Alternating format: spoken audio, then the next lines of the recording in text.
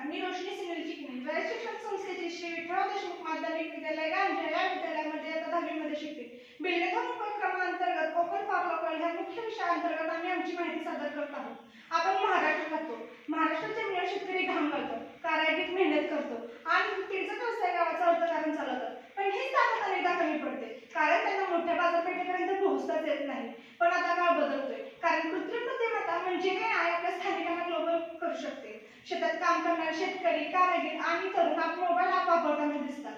आपण एक सोपा ॲप किंवा वेबसाईट तयार करू शकतो, जिथे नाशिकमधील द्राक्ष उत्पादन, कोल्हापूरमधील साखर उद्योग आणि सोलापूरमधील हातमाग व्यावसायिक तसेच गावातील सर्व शेतकरी आपले उत्पादन थेट ग्राहकांपर्यंत पोहोचू शकतात. ॲपवर भाव, लोकेशन आपल्याला सहज मिळू शकते.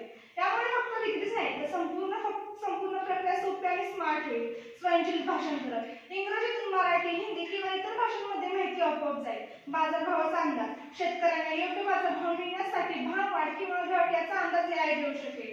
हवामानाची सूचना, पिकांचे नुकसान होण्याआधीच हवामान अलर्ट होईल. ऑनलाईन पेमेंट आणि केलेली ट्रॅकिंग, व्यवहार जलद आणि सुरक्षित होतील. तसेच ग्राहकांचा थेट संपर्क, दलालांशिवाय ग्राहक आणि शेतकरी एकत्र जोडले जातील. या ॲपवर आपल्याला शेतकरी माहिती भरताना आणि ग्राहक खरेदी करताना दिसतात. एवढेच नव्हे तर AI मुळे गावातल्या छोट्या व्यवसायांना मोठ्या शहरात आणि अगदी परदेशात सुद्धा पोहोच मिळू शकते. त्यामुळे आर्थिक उत्पादन वाढेल,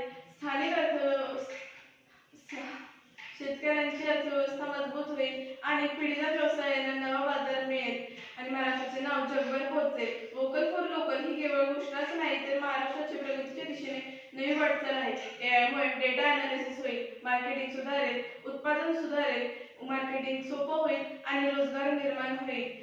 चला तर मग आपलं लोकल ब्रँड सुरू करूया आणि महाराष्ट्राचं सोनं जगभर पोहोचूया. AI हे भविष्य नाही, तर आजचं बळ आहे. शेतकरी, कारागीर आणि ग्राहक हे एकत्र आले तर देशाचा एकंदरीत विकासच होईल. त्यामुळे